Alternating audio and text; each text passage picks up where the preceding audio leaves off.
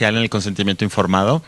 Hay mucha literatura respecto a que el sujeto de investigación tiene que saber que es sujeto de investigación, y extrapolándolo a la investigación que hay con sujetos de investigación en ensayos clínicos farmacológicos, dentro del ensayo clínico no saben que son sujetos de investigación. Entonces tendría de alguna manera que verificarse que efectivamente están asumiendo que son sujetos de investigación, que no necesariamente van a recibir un beneficio, que no necesariamente van a mejorar su condición, que pueden incluso empeorar, porque esa es una situación que tiene que tenerse presente en la investigación, que también de alguna manera se...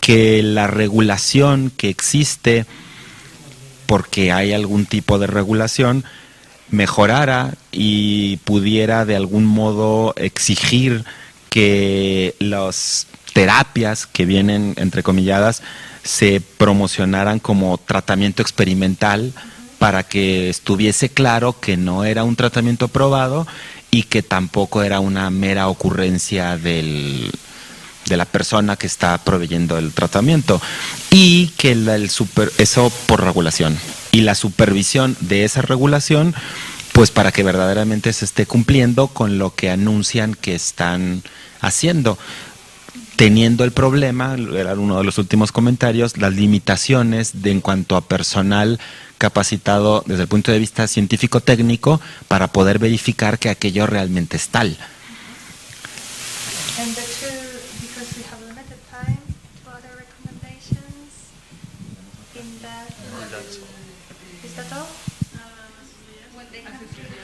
Y otro punto, si es que ya no me acordaba para qué había puesto esto, la asesoría psicológica y legal para los sujetos que acudan a este tipo de tratamientos, para asegurar que comprendieron el proceso, si tienen algún efecto adverso, pues poder asumirlo, y legalmente quién les puede defender en caso de algún efecto adverso. Example. Yes. Okay. Okay. So. Yeah, okay.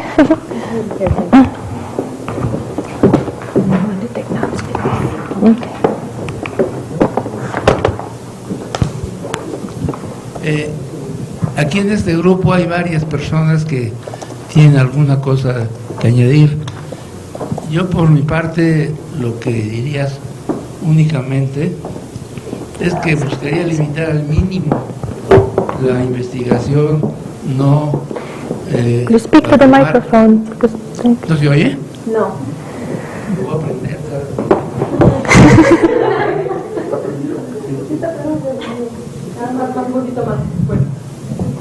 ¿Ahí se oye? Sí, yo decía que por mi parte creo que sería recomendable que no hubiera, de hecho, investigaciones fuera de un marco formal de una investigación clínica regulada, porque lo otro se presta a malos manejos, a exceso comercio en la prestación de servicios, y lo que no está bien regulado no sirve, porque no aprendieron nada. El objeto es aprender para generalizar. Si no aprenden nada, ¿para qué lo hacen? Para ganar dinero, pues que busquen otra forma de vida. Y lo demás, mis compañeros tienen algunas observaciones. Pues como quieran, bueno. Bueno, yo lo que decía era que se trataba de buscar, evitar que sea con fines económicos. O sea, que tratar de buscar con el consentimiento informado y con fines que no sean económicos, sino para la investigación y con buenos fines para los pacientes, con beneficio. Y también en el consentimiento informado que se les diga que pues es experimental y que no es un tratamiento, ¿no? Antes de pasar la voz. Okay, we have only time for your last comment recommendation, so choose. Después de analizar estas me gustaría que no fueran recomendaciones, sino que fueran ya disposiciones jurídicas a nivel internacional, porque por ejemplo aquí dice que los resultados que fueran negativos que se publicaran. Eso, pues yo no sé en qué países ha ocurrido eso, pero que fuera una norma. Si este organismo es una institución como sociedad que tiene expertos y que regulariza, yo pienso que de ahí tendría que salir una norma internacional, porque si no la de México va a ser diferente de la de Guatemala y los de aquí se van a ir a Guatemala o al revés. Entonces, a nivel de consenso, están muy bien hechas las recomendaciones, pero que fuera ya como la base para crear jurídicamente cómo tiene que establecerse el estudio, la aplicación y el seguimiento. Okay, thank you. Is Ricardo's group?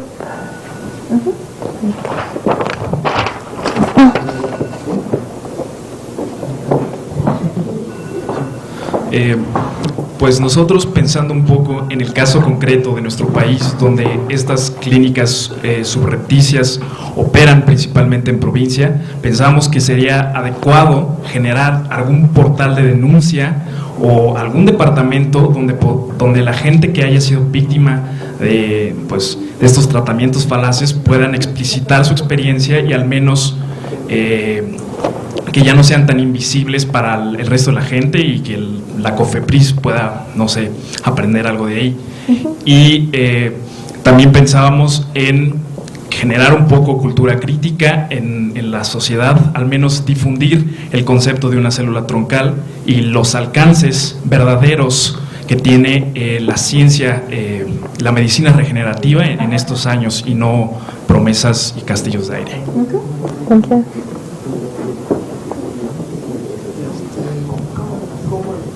Bueno, y pensamos en que se pueda formar un grupo multidisciplinario que se encargara de difundir, de educar a la población con base a bases científicas y mostrar los problemas los problemas que hay ahorita con estas instituciones falsas y mostrar como los beneficios que puede haber con un buen funcionamiento en estas ideas. Okay, thank you. One question to you. Who do you think should be responsible for this dissemination of scientific knowledge? Pues lo que pensamos sería como un grupo que se encargue de esto. Como científico, abogado. Okay. Okay, thank you very much. Yeah. Could you deal with, because I think with my accent, with my English and over the wires. Bueno, de lo que alcanzamos nosotros a intercambiar de comentarios, primero un punto muy importante es básicamente la cuestión de la educación de la población y pues también del profesionalismo de los médicos, de las personas que estén ofreciendo estos servicios en principio, ¿no?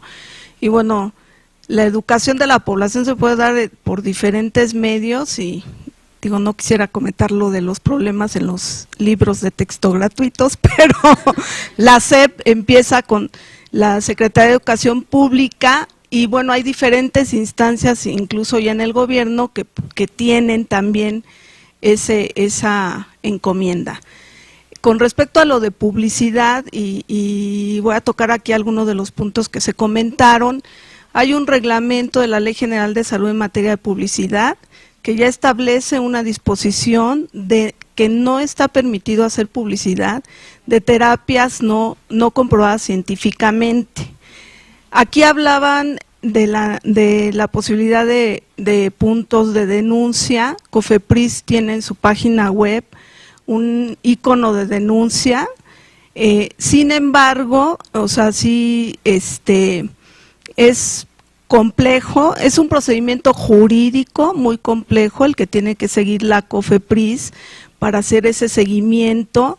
Tiene que levantar un informe que implica desde tener los datos concretos de quién hace esa publicidad, a qué hora, en qué lugar, y obviamente estos publicistas o estos medios pues evaden estas condiciones y hay impedimentos jurídicos. La verdad es que a veces no es tan fácil, digo, para todos decimos pues que COFEPRIS vigile, que haga, que esto, le falta gente, sí, cierto, no hay ninguna autoridad sanitaria en el mundo capaz de vigilar todo. Y aquí es imposible que la COFEPRIS cuente con el personal para estar checando cada instituto, cada clínica, cada pseudoclínica, etcétera, para poder hacer esto. Necesitaría un ejército para poderlo hacer, ¿no? Hay también disposiciones en el reglamento de la Ley General de Salud en materia de investigación. También ya hay disposiciones, también ya está el consentimiento informado, que requiere fortalecerse indudablemente, pero yo creo que bases existen. Lo que se recomendaría sería que la academia pudiera en todo caso revisar ese reglamento, hacer propuestas de enmienda que mejoren ese reglamento, que lo fortalezcan y quizás incluso propuestas de cómo COFEPRIS tendría que ampliar la vigilancia, de qué forma podría fortalecerse con la sociedad esa vigilancia.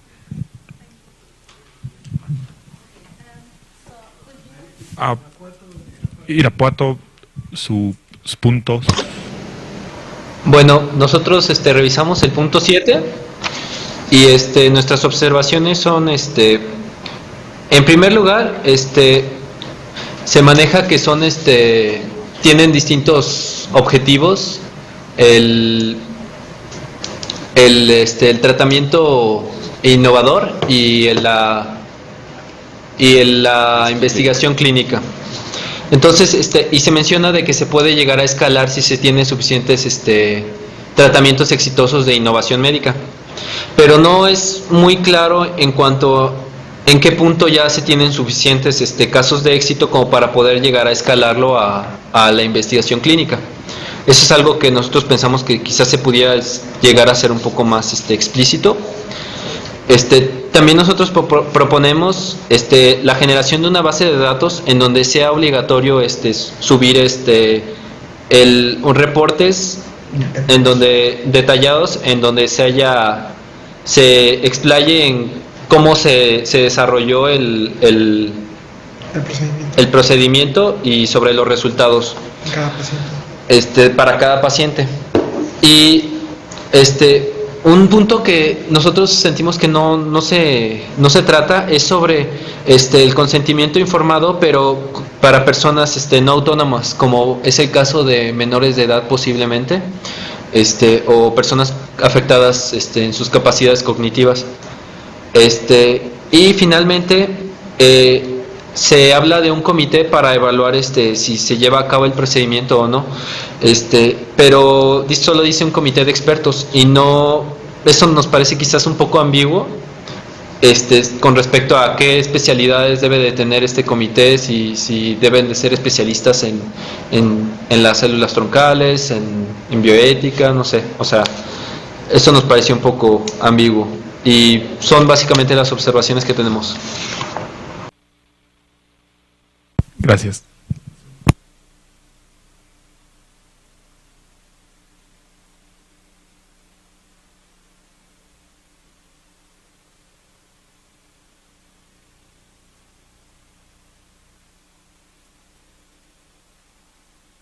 And some of the things you were talking about require probably lawyers to get involved and to work with the government and to apply the currently existing law. Some of the ideas can be, so like popularization of science can be done by you students who are here. Yes, you know more now than the general public.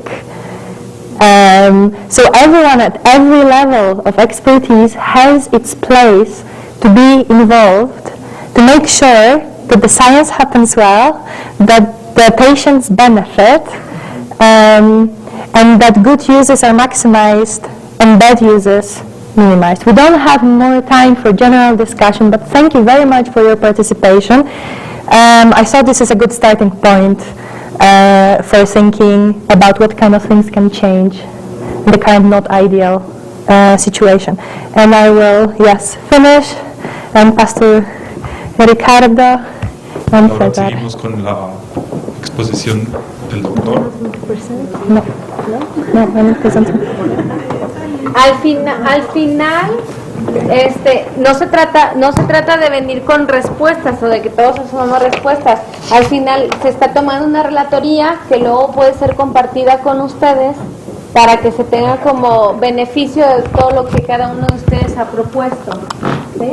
Y que se comparta, como dice Aña, este informe, ¿sí? Que uno el otro también lo tenga en cuenta, y es responsabilidad de nosotros llevar más adelante esta información a más personas.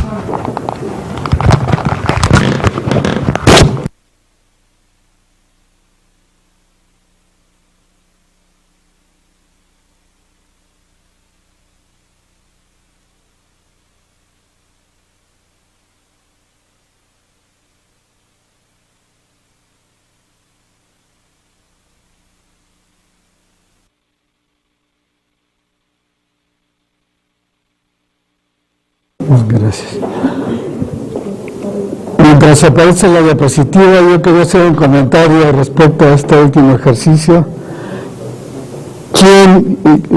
Por ahí surgió la pregunta, ¿quién puede dar la información y pedir a la COFEPRIS o a quien sea que vigile y que tome medidas en ese sentido?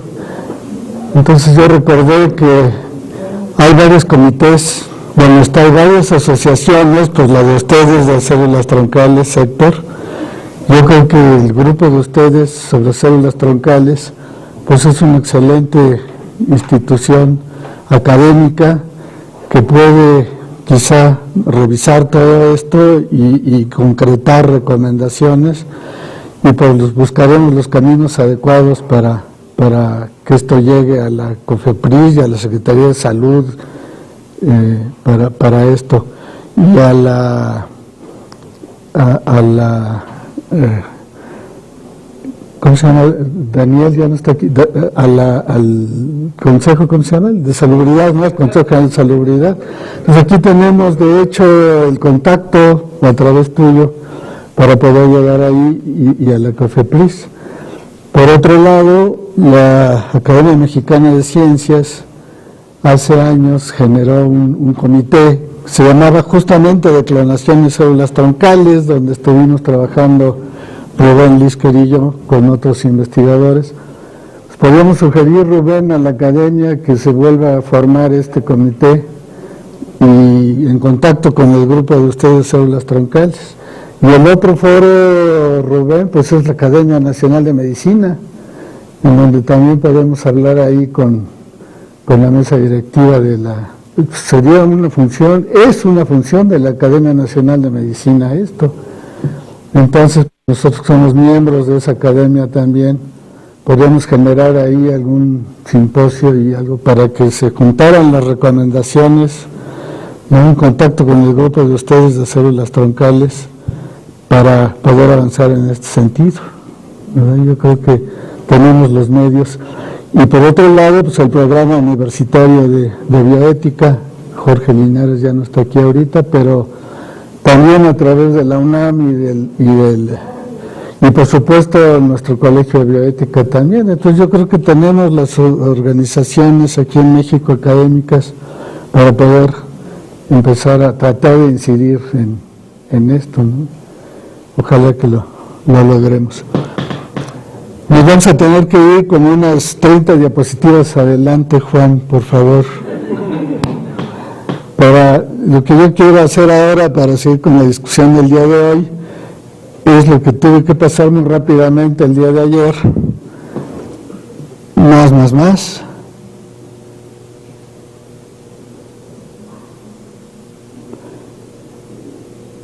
Estábamos aquí en lo del Alzheimer, más adelante. Lo anterior, bueno, aquí vamos ya más o menos, ¿no? Un poquito más adelante. Todo esto además ya lo platicó el doctor Lisker ayer, Rubén, y Luis Covarrubias también ayer lo revisamos. Entonces, muy rápidamente voy a pasar, no, vete ahora para atrás un poco, por favor.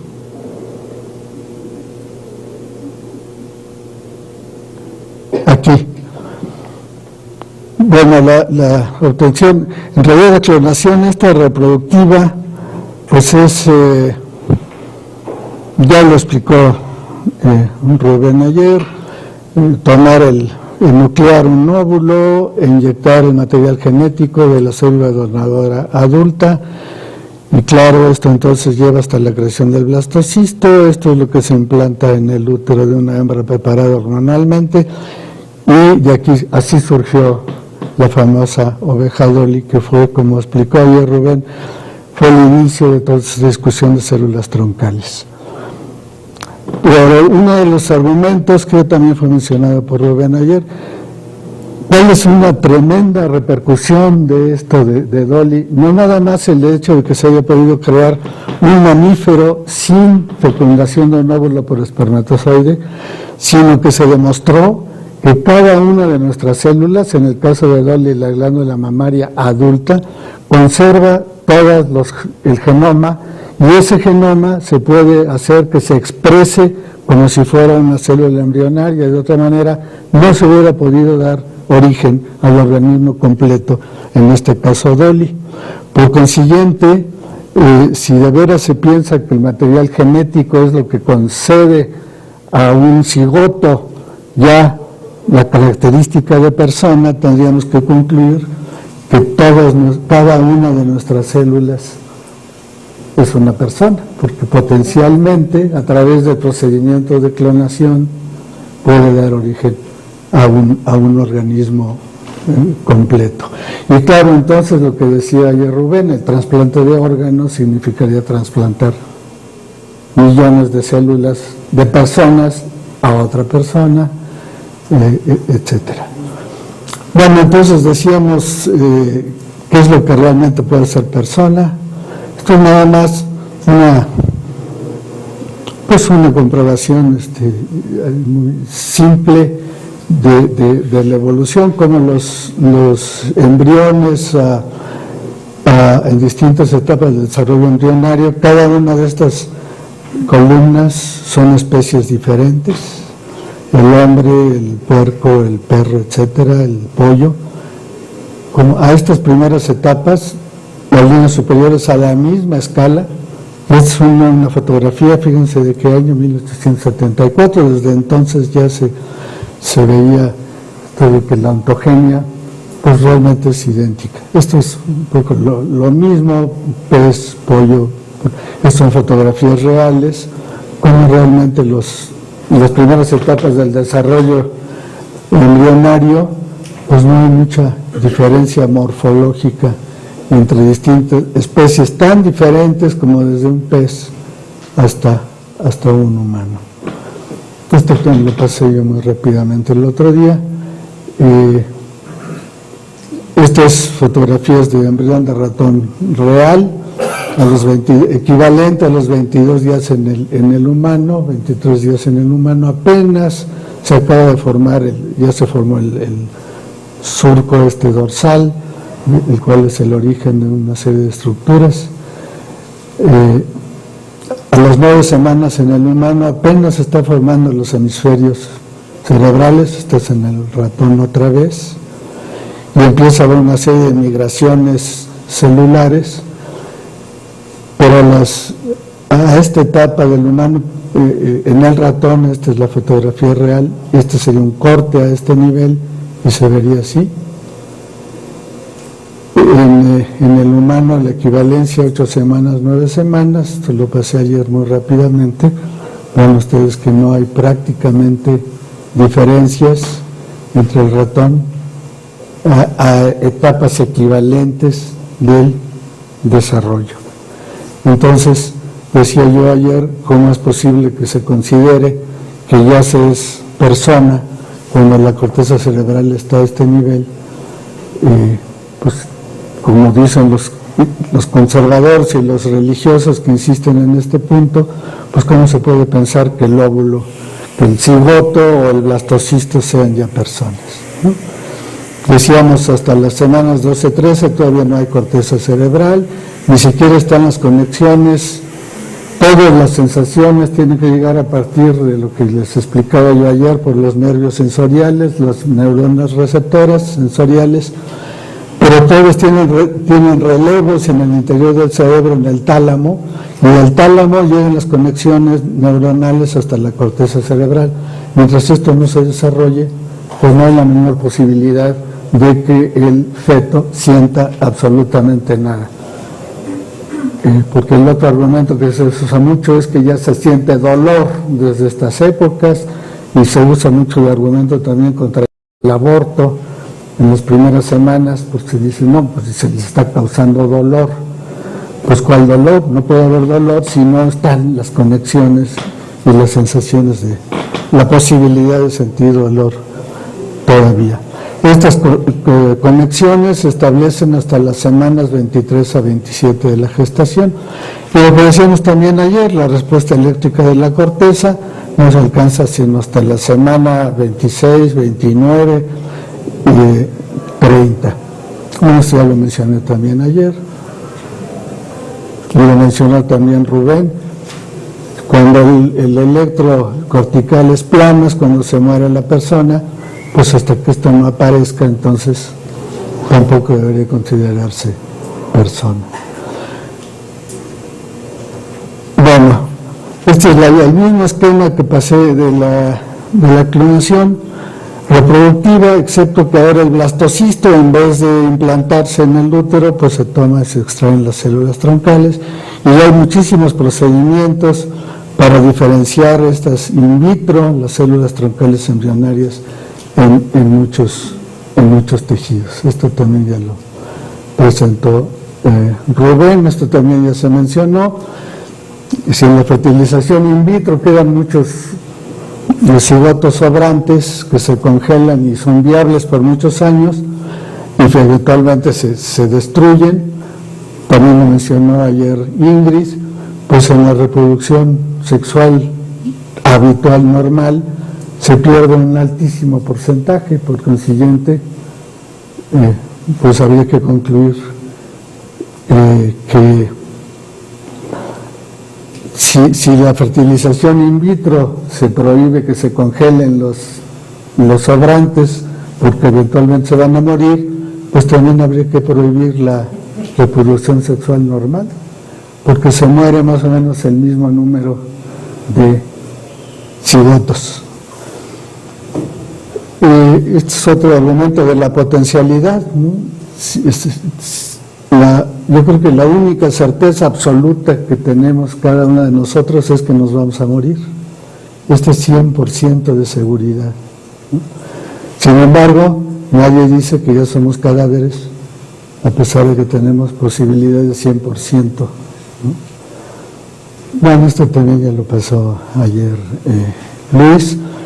El por qué no hay individualidad, puesto que si se pasan células troncales a un blastocisto, en este caso de otra cepa de ratón de otro color, esto se incorpora perfectamente, entonces tampoco hay individualidad, que es el otro argumento para decir que hay persona en un blastocisto, porque está el genoma humano completo y es individual, único. Pues no es cierto, porque este tipo de experimentos demuestra que se pueden incorporar. Bueno, todo esto ya lo vimos. ¿Cuál sería la ventaja de esta clonación terapéutica o transferencia nuclear? Que si el donador es el propio enfermo, entonces no va a haber rechazo inmunológico, porque el propio enfermo es el donador del genoma para esta clonación llamada terapéutica.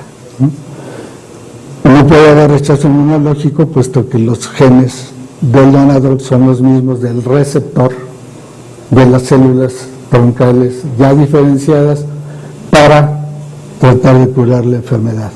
Esto también lo pasamos ya el otro día rápidamente.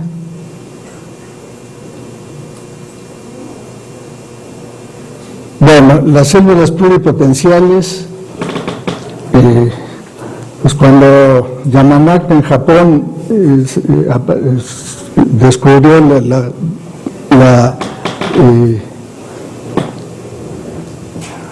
la manera de generar células que aparentemente se vuelven de tipo embrionario por la incorporación de ciertos genes no voy a pasar la otra.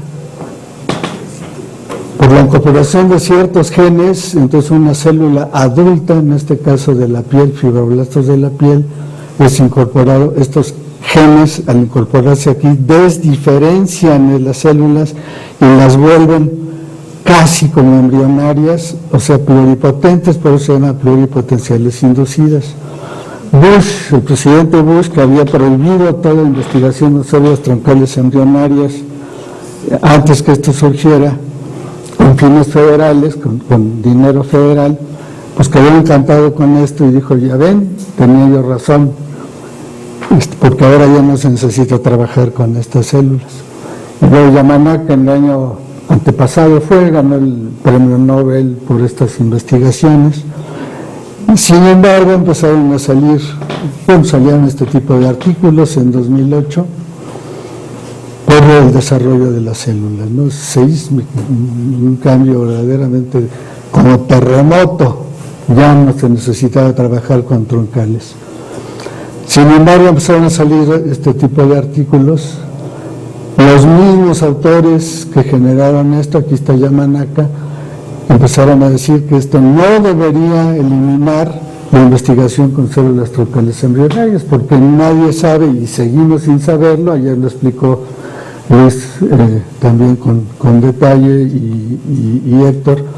No sabemos realmente si funcionan bien. De hecho, se empezó a demostrar que sí se pueden generar células de hígado y de estómago a partir de las pluripotenciales. Entonces eso generó realmente un enorme optimismo y entusiasmo. Hasta que empezaron a salir otros artículos como este, indicando que no necesariamente son equivalentes las pluripotenciales inducidas a las embrionarias, porque presentan otra serie de problemas, de producir inflamación, de reacciones de tipo inmunológico. En 2010 aparecieron estos datos en Science, en donde la respuesta esperada de las embrionarias en azul era mucho mejor que la originada por las pluripotenciales inducidas. Entonces empezó a pasar el optimismo de estas células. Son muy prometedoras, sin embargo múltiples evidencias indican que las de origen embrionario son aún más versátiles y más efectivas que las pluripotenciales inducidas. Por supuesto, no quiere decir que ya esta es la solución a todos los problemas, falta muchísimo, pero sí indica que tenemos que seguir investigando sobre las troncales embrionarias. Luis ya también ayer mencionaba las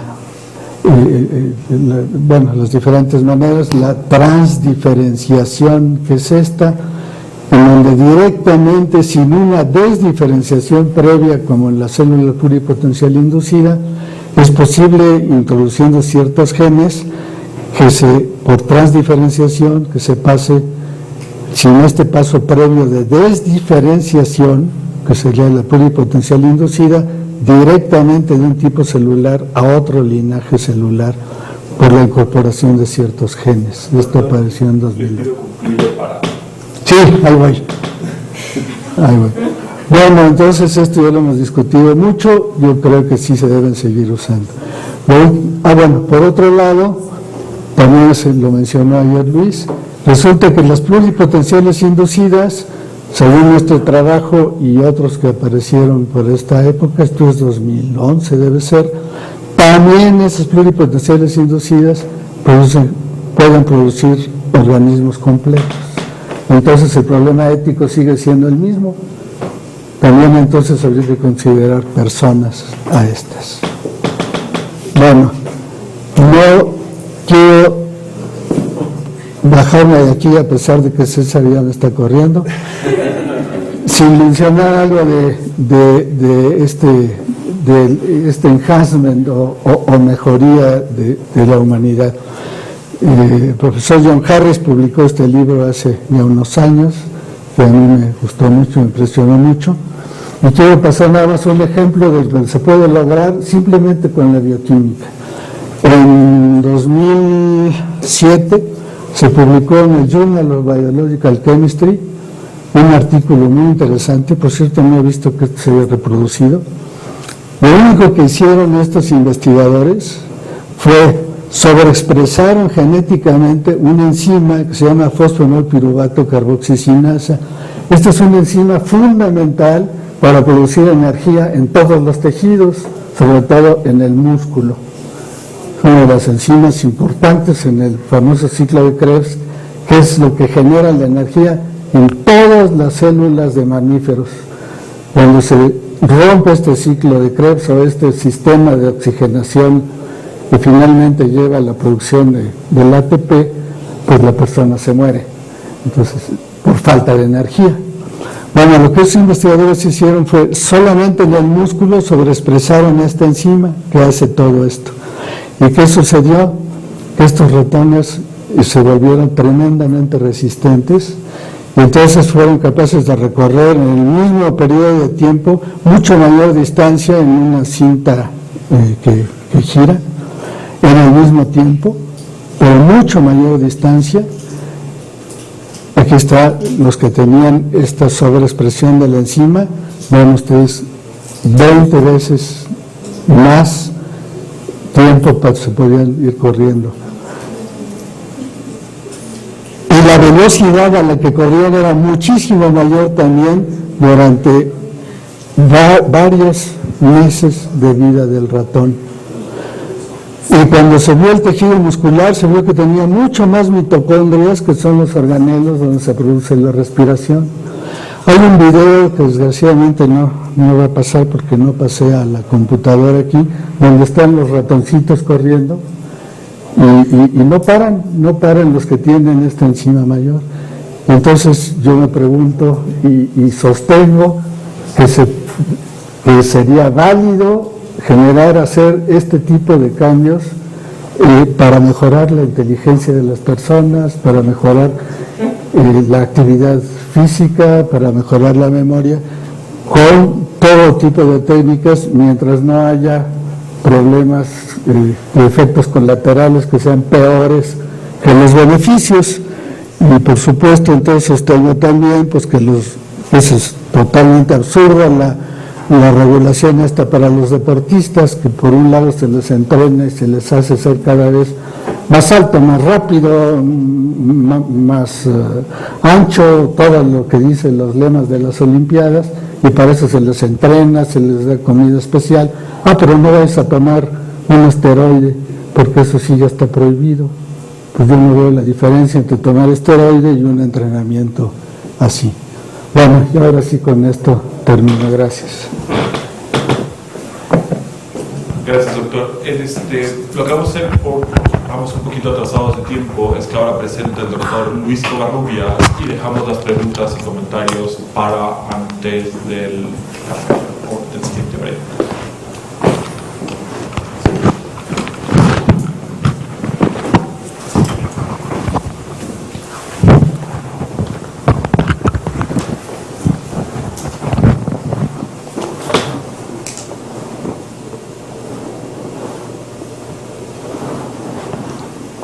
Bueno, esto va a ser un poco rápido y en cierta forma improvisado.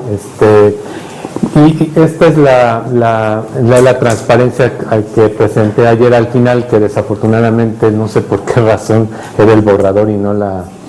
y lo que quiero en realidad hacer en estos pocos minutos es nada más lo que yo considero es importante precisar respecto a la tecnología, realmente cuáles son los alcances de la tecnología y que de alguna manera limiten lo que es posible, lo que realmente es posible, y que no nos lleven a generar conflictos que en realidad no existen, o por el otro lado que nos lleven a pensar en el futuro, que ya llega el punto en que llega a convertirse en la ficción o la fantasía. Entonces a mí me parece que es muy importante que para establecer discusiones de valor en el presente o el futuro cercano tenemos que tener los elementos suficientes de cuáles son los alcances de la tecnología.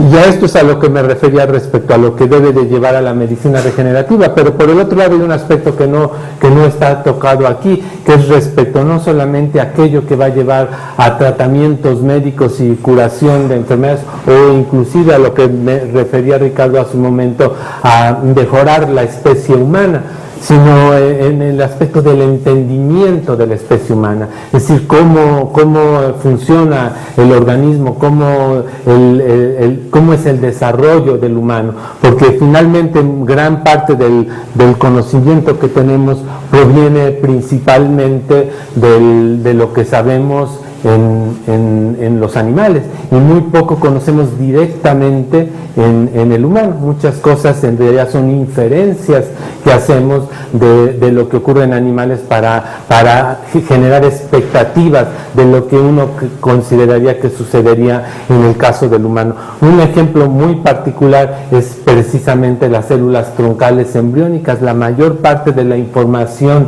que tenemos al respecto de lo que es necesario para establecer y mantener y lo que significa una célula troncal pluripotente viene esencialmente de las células de ratón.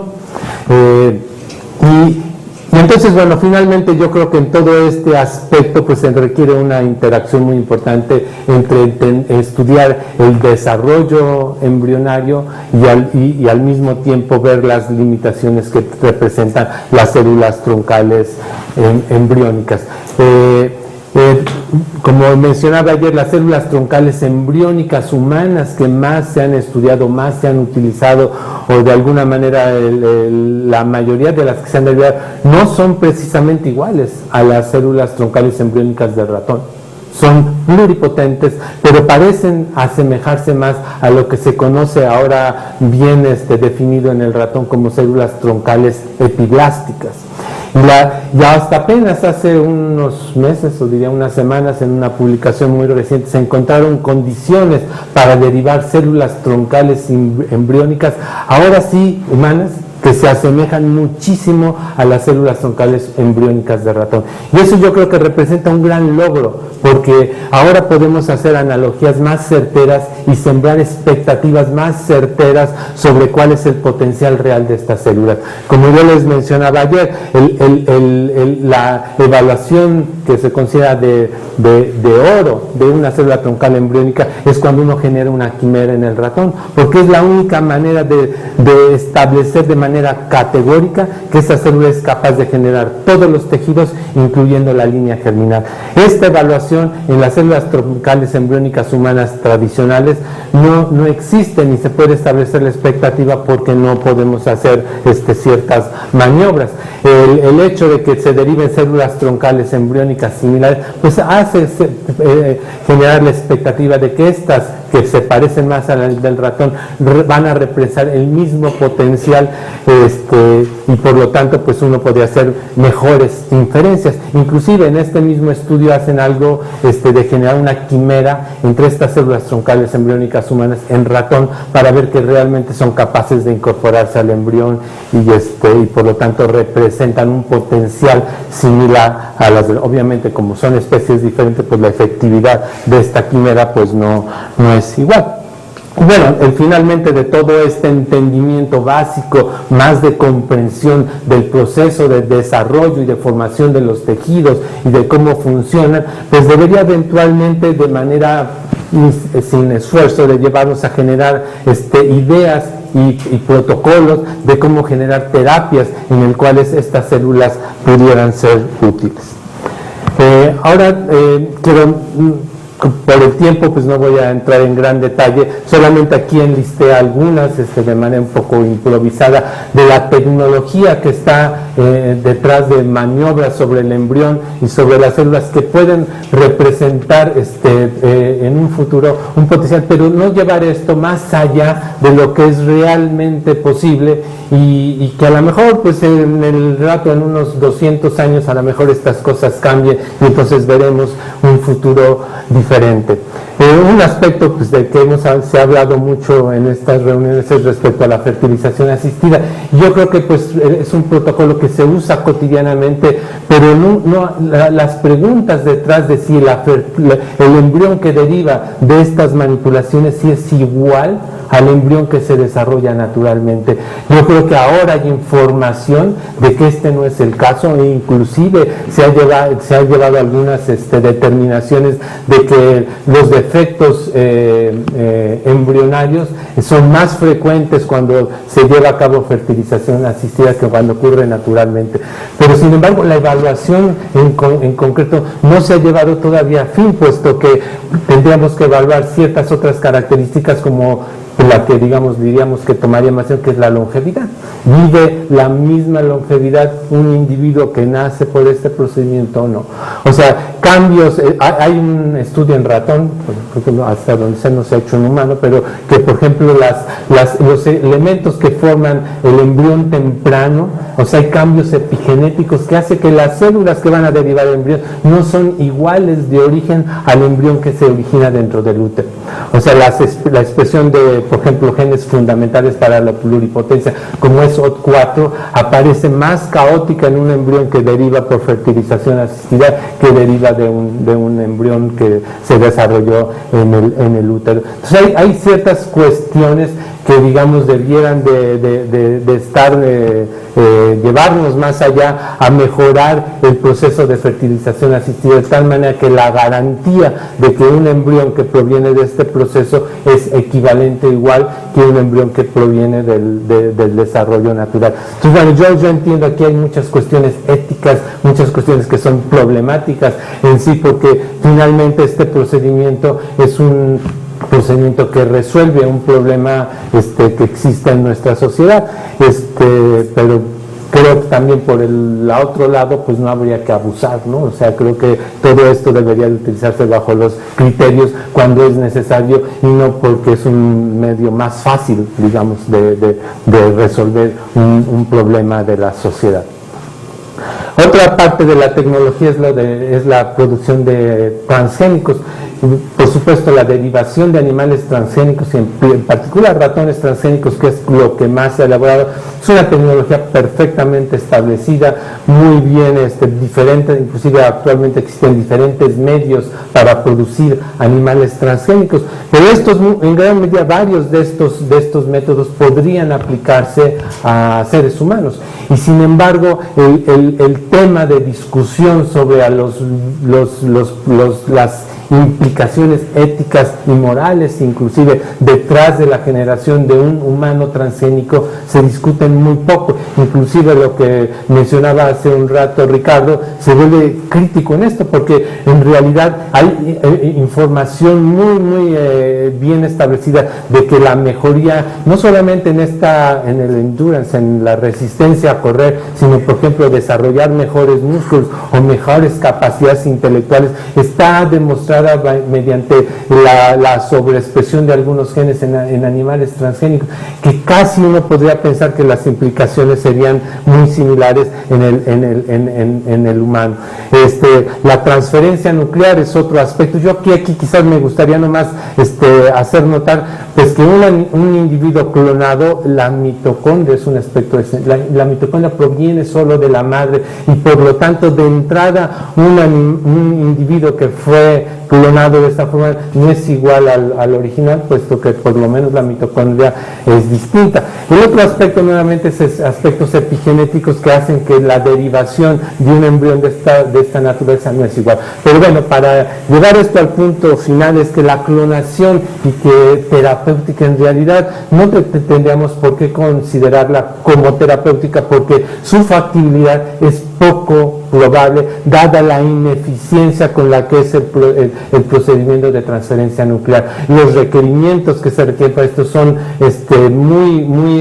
hacen complicado el proceso, de tal forma que no resuelve esto, sobre todo considerando actualmente que hay otra manera de derivar células troncales pluripotentes. Cierto, las células troncales pluripotentes embriónicas que derivan del embrión natural no son iguales a las que derivadas ya sea por reprogramación o inclusive por transferencia nuclear. Sin embargo, lo que sí es que son pluripotentes y por lo tanto tienen la capacidad de derivar tipos celulares que podrían ser útiles para tratar algunas enfermedades.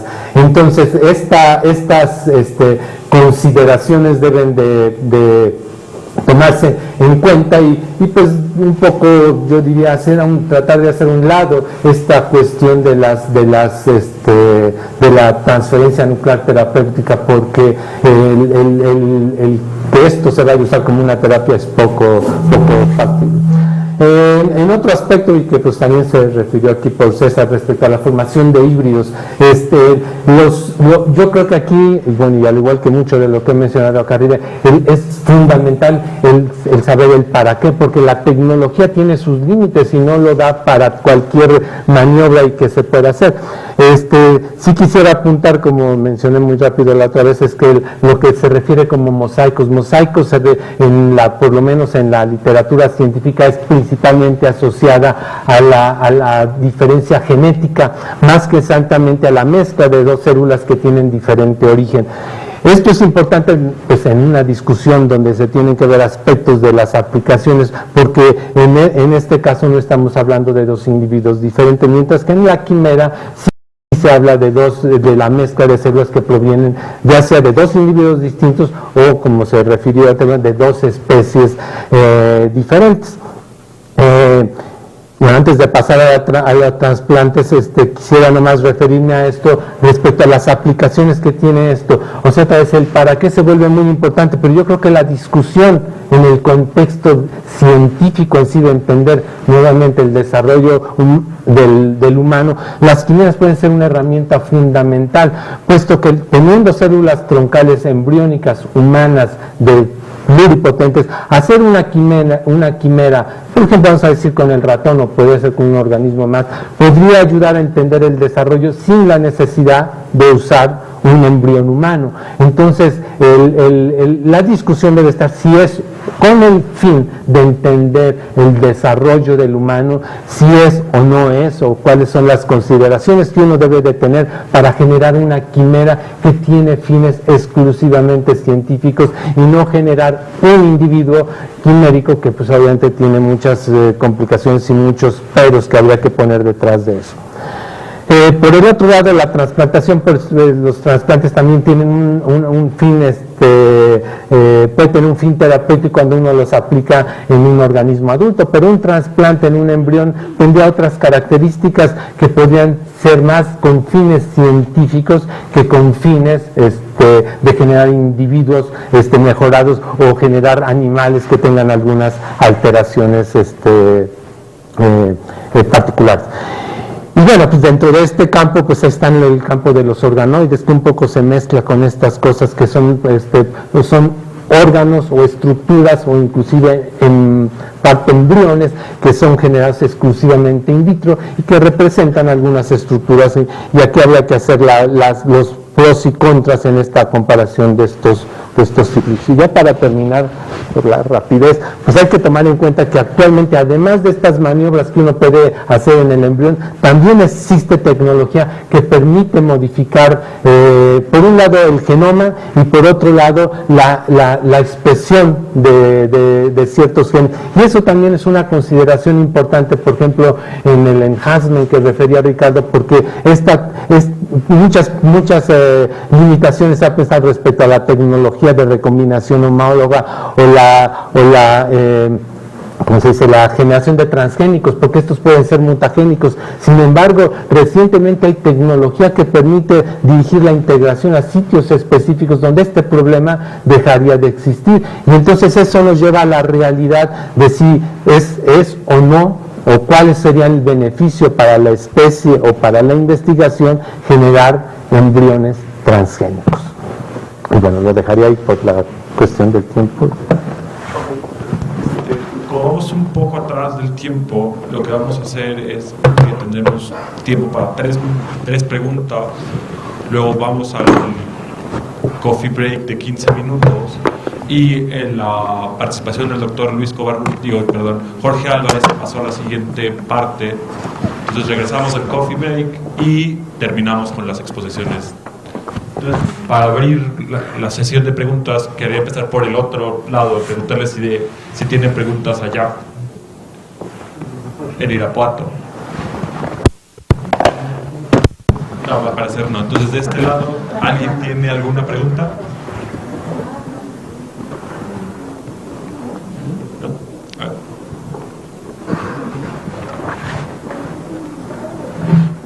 Bueno, más que aquí es el momento, en principio, para decir un poquito más, mi intención es de que ahora sí haya un diálogo con nuestros presentadores de esta tarde y un seguimiento de sus presentaciones previas, si no tuvimos el tiempo de discutir a mayor profundidad lo que ya nos han venido presentando. Yo con Luis, muchas gracias por tu presentación, doctor. Siempre sigo aprendiendo y creo que es importante tener en cuenta todas estas, las especificidades, ¿no?, de la ciencia de las células troncales. Y me llamó mucho la atención que muchas veces no se habla de los riesgos. Y en esta ocasión has incluido los riesgos de cada una de la parte experimental de las modalidades, ¿no? Y me gustaría, y eso es muy importante para mí como abogada, en cuestión de tener una reglamentación o no. Siempre las normas pues no miden riesgos que la ciencia misma tiene. Entonces a mí me gustaría saber cuál es tu opinión respecto de, igual otra vez me lo llevo a mi terreno de la regulación, ¿no? ¿Cómo a ti te gustaría que este marco normativo y ético tomara en consideración los riesgos que la misma ciencia pone? Bueno, yo mencionaría dos aspectos. Uno es que, por ejemplo, se ha hablado en varias de estas pláticas respecto a la derivación de células troncales embriónicas y el beneficio que esto tiene para la ciencia. Yo creo que efectivamente, como refería ahorita, tener células troncales embriónicas provenientes del embrión es la única herramienta para comprender, una de las herramientas, pues no la única, pero una de las herramientas para comprender el desarrollo del ser humano. Sin embargo, tampoco debe de ponerse la implicación de que este es el beneficio terapéutico, porque el beneficio, o sea, las células o inclusive la misma clonación o todos estos asuntos son células que no son las compatibles, y el asunto con la cuestión terapéutica es que la idea de la clonación terapéutica de origen y ahora de las IPS es que éstas sean compatibles con el paciente, de tal manera que tengan el genoma entonces la derivación de células troncales del embrión, yo creo que hay que tomarla en el contexto exclusivamente científico, porque su aplicación terapéutica yo creo que va en desaparición, sino que ya creo que estamos convencidos de que ese no va a ser el medio.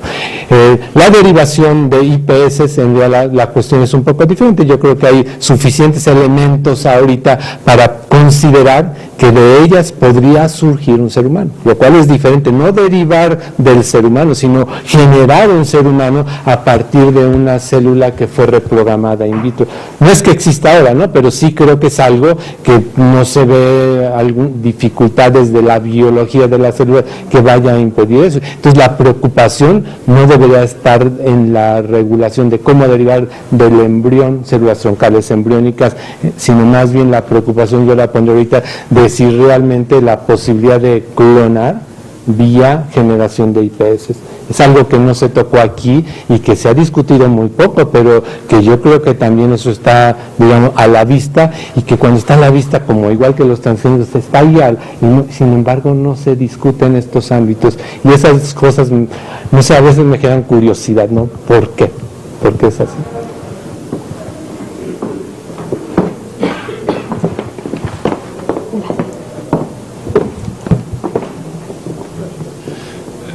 Luis, yo solamente quisiera que ahondaras en algo que comentaste muy rápidamente. Cuando decías que no es igual la reproducción natural que la reproducción asistida y específicamente la fertilización in vitro, hablabas de algunos riesgos. Ahora hay cantidad de gente que está haciendo reproducción asistida y cantidad de clínicas, etcétera, y no se habla mucho de eso. Sí, ¿Cuáles serían? Sí, en realidad a mí me cuesta trabajo también comentar al respecto porque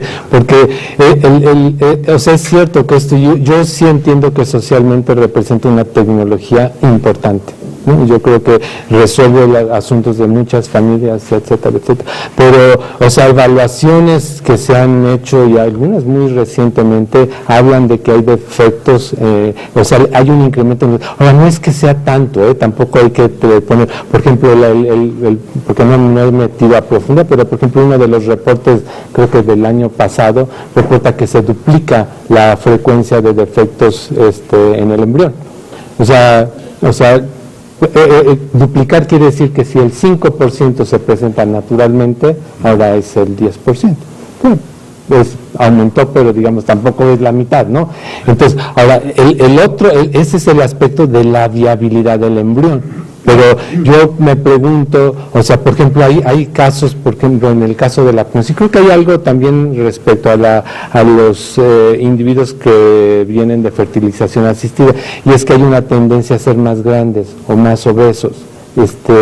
Pero no conozco los datos concretos, pero en el caso, por ejemplo, de los animales clonados, es muy notorio que se observa esa cuestión. Ahora, el hecho de que debería de hacerse una evaluación formal, pues es en el largo plazo, ¿no? La frecuencia de cáncer, la frecuencia de ciertas enfermedades y la longevidad, que es la que digo que final. Ahora, yo entiendo, por lo menos así lo aprecio, aunque no lo he leído en detalle, es que, pues, digamos, como tú dices, la fertilización asistida es un procedimiento que se usa cotidianamente. Entonces, si hubiera un problema así súper malísimo, ya lo sabríamos y ya se hubiera suspendido. Entonces yo no creo que estamos en esa situación, y a lo mejor porque pues el análisis completo va a terminar después de 100 años o una cosa así, que podamos acumular una serie de datos que nos digan más al respecto. Ahora, finalmente, nomás para tomar en consideración en este aspecto, pues es que efectivamente hay diferencias epigenéticas. O sea, no genéticas, sino epigenéticas, que hacen que el individuo no es exactamente igual, porque estuvieron en condiciones de cultivo, y las condiciones de cultivo no es igual que en el útero. Entonces, tampoco debe sorprendernos que estrictamente los genes no estén exactamente igual como si hubieran nacido naturalmente. ¿Qué es la consecuencia de eso? Pues puede o no ser ninguna, ¿no? Eso estaría por valorarse, ¿no? Los especialistas dirán que puede ser incluso que puede haber mejorías y que podría también considerarse la selección de los embriones, se busca el mejor embrión, claro. Y hay simplemente unos cuantos días entre que se fecunda y inclusive es probable que estos individuos sean epigenéticamente mosaicos, porque el embrión de los que se ha hecho, o sea, se ve que las células, no todas las células de la masa de donde derivan las troncadales pluripotentes son idénticas. Entonces, cuando uno nota eso, pues digamos, los derivados posiblemente sean epigenéticamente distintos. Pero bueno, o sea, si eso tiene efectos o no, pues está por valorarse.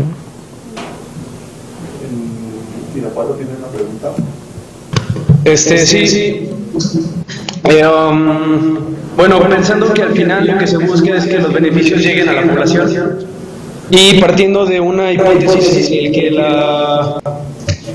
las células tienen la capacidad, hipotéticamente, o en un futuro, y que no suena tan descabellado, de generar completamente un organismo, y analizando que justamente las cuestiones biológicas están dadas por procesos graduales y que no es fácil establecer un punto de corte, es decir, no hay blancos y negros, y en general todo se debe a una escala de grises. Doctor Luis, ¿podría darnos algunas recomendaciones en los que la población podría entender un poquito cuál sería el punto de corte para poder clasificar algo con lo que ya se pueda trabajar o no se pueda trabajar? Es decir, a mí no me cuesta ningún trabajo pensar en que puedo tomar una célula somática y que, dadas las eventualidades científicas, se pueda producir un organismo ¿cómo le diría a la población que justamente el tratar de cierta manera una célula o un grupo de células y qué características son las que tienen para decir en este momento no tiene un valor, digamos ya moralmente tratado como un organismo o algo así? Mi punto es, a la población, ¿cómo le podría decir, a partir de aquí tú puedes tomar este tipo de cosas? Hablamos ya de del sistema nervioso y demás, pero a la población en general, ¿cómo le podría explicar este tipo de potencialidad o de capacidad de las células? Y decirle que no debe tener ningún miedo a poder manejarlas, siempre y cuando el personal sea calificado.